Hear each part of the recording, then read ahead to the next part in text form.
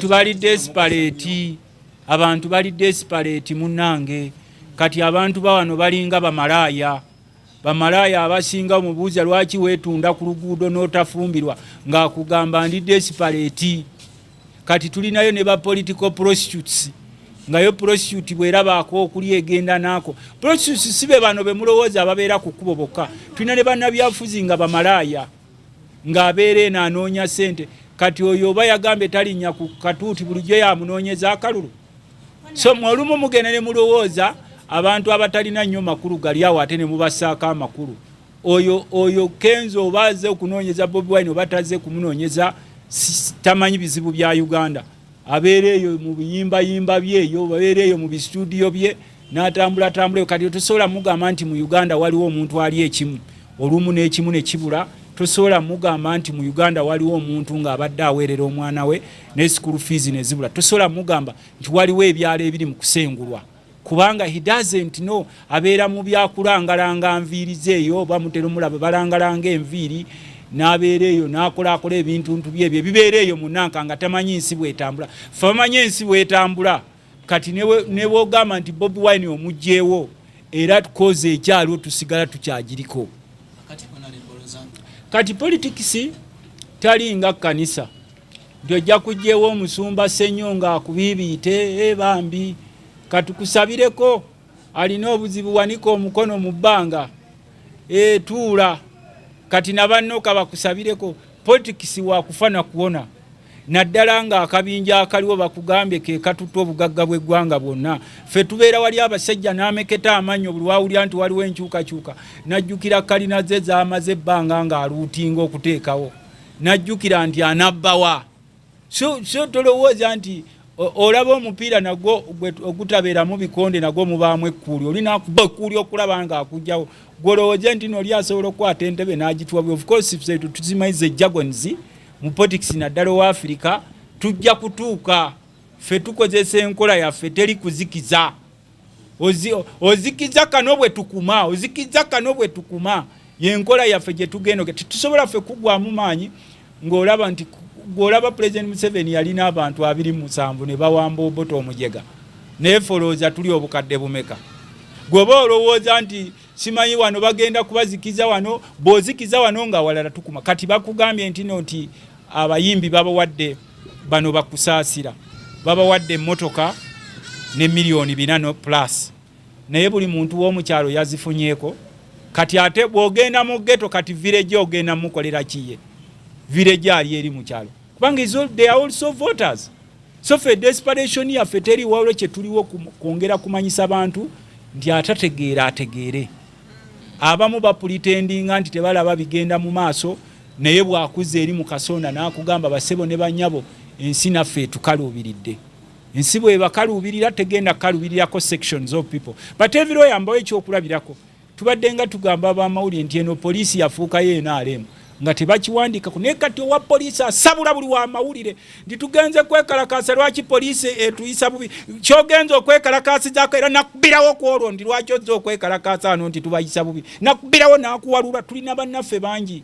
Poliisi be yakuba ne bamenyeka wali omuvubuka omubamuyita akena yamenyeka spinal cord aliira mu kagaali wewalula waliwo n'omulala seeti tebayambangako. Kati gwe boddawo n'oseka opposition poliisi basabula nkugamba tijasi nti gwe tennakukwasaako bukwasa naye teweeyibaala nti naawe essaawa yonna bagenda kukwasa bakole ki bakukube. Kakati ffenna kye tulina okukola tulina okugatta awamu amaanyi gaffe, tulina okugatta awamu obuvunaanyizibwa bwaffe, tulina okwegatta awamu okuteesa kwaffe kubanga ffenna tuli mu buwambe. Bw'obeera mu buwambe tokyaganya nti olw'okuba nti ofuna ebyokulya olw'okuba weebaka. A prisoner is a prisoner. We are all prisoners in our country. Era naawe olwaleero ojja kukeera enkyozi okukomanye nti oli prisoner ng'omaze kulaba mbeera etuuseewo. Ensonga za university zirimu ebyofuzi bingi. Bw'otuuka n'olaba University Council bwerondebwamu eriko abooluganda abako n'ab'emikwano. University Council. Ekyokubiri ono omusajja afuga university gwe bayita Nawangwe alina amalala mangi. Alinga omuntu eyali kirina mu factory ne bamufuula manager. Aba ayagala kutambula ng'ebigere abiwanise mu bbanga mbu manager wuuyo ayitawo. kati ono omusajja waliwo mu Lungereza kye tuyita arrivalism ekyamutawanya ndagidde alinga headmaster w'akasomero k'omukyala aka primary bwe headmaster alagidde buli muyizi ajje wano n'enku atajja nazo wano muzadde wajja kumulaba naye bonna babafuumuule kakati ffe kye tulina okutunuulira ku university ngeeyo highest institution in the country ng'ababaka ba parliament twalibadde resolution gye tusooka okuwa etandikibwako waliwo deputy vice chancellor yalibadde taking over ba vice chancellor yaviirako obuzibu bwonna kati oba abayizi abawala bazze ne batubuulira mu parliament nti baabakwata they raped them ng'ati babasanga mu bisulo byabwe naye tebaagala kulaga feesi zaabwe mbu bajja kuswala aba red paper bajja bateekamu nti buuyo omuwala gwe Makerere gwe baakwata babafiiriza akatale but they raped them. Esente bano ze basaba empitirivu buli omu asobola zaafodinga banga ffe ababaka twalibadde kyukinwamu nti bano bwe bagaggawadde nnyo they are too arrogant now they think that everyone is rich ne beerabira nti waliwo omwana ava Nakaseke nga yagira ku bajeti ye yeeyo ne bw'omwongezaamu 2,000 zimuaffectinga ne olw'okuba they are owning mansions, they are owning oil wells, they are owning gold, they are owning everything balowooza buli omu mugagga kyekireeseewo ekyo ate ne basanga nga society yaffe erimu abayala muzeeyo mpaayo kaki nkwogerere oli naawaayo kawaayo ne bamwogerera ne bamuwaana society neetambula bwetu naye nga issue ya Makerere University yeetaaga okutunuulirwa ennyo n'obwegendereza yeetaaga okwetegereza yeetaaga okulaba nsubira we bisobola okugonjoolebwa otherwise wakyaliwo okubonaabona kungi mwali ku lulwe gwakulira ebyokwerinda byewaka bw'olaba omusirikale edduka bw'olaba owa poliisi edduka bwakukwata ng'omanya Katonda yakuwaddeyo naye kati tewakyaliwo ng'osuubira mbu akukuuma ngaani owa poliisi asula mu biyumbayumba wabweru omugambe mbu yakuuma talina kakulya wakusanga kati wawulidde owa local defense yalabye omusajja alina akakadde kabala n'amukubirawo amasasi n'amuttirawo n'amuteekako mbu abadde akwana mukazi wa bendi so kati ensi buli omu alina kwekuuma yekka don't expect nti waliwo agenda okukuuma okujjako nga otunuulidde bukuumi bwa Katonda naye obukuumi bwa wano bubalenga by the way kuba no one is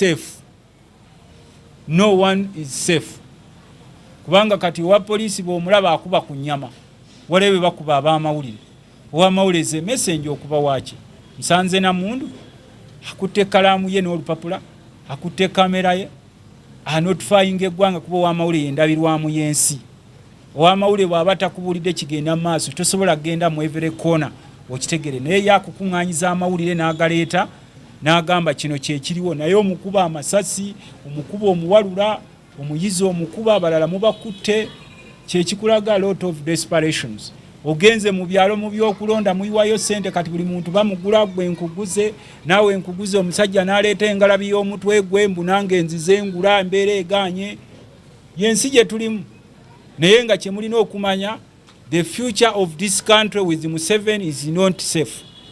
No one is safe kobe wa mawulire kobaani olumuntu n'olyaffe ab'ebyobufuzi mbufe tulina okwerwanako bajja baba kukompole bakukutula ng'oli omusajja amawulire akena ate bwe baba kuba media houses zammwe kasitole mala naye weekoma okumanyaako n'okufaako ow'amawulire bamukubira ne bamulemaza media house ye contact ye ne media house ye we bikoma ku olwo tebakuyamba mu media house gy'okolera ejja kuyamba bambi ekutwala America ekutwalewa nze mbalabye bangi era nze ensonga lwaki ngamba nti ow'amawulire bw'olaba owa poliisi dduka emisinde amala okuyitawo lyokookola omulimu gwo kuba kati we tutuuse mu ggwanga eryaffe buli omu aliwo nga mugwira gyebyange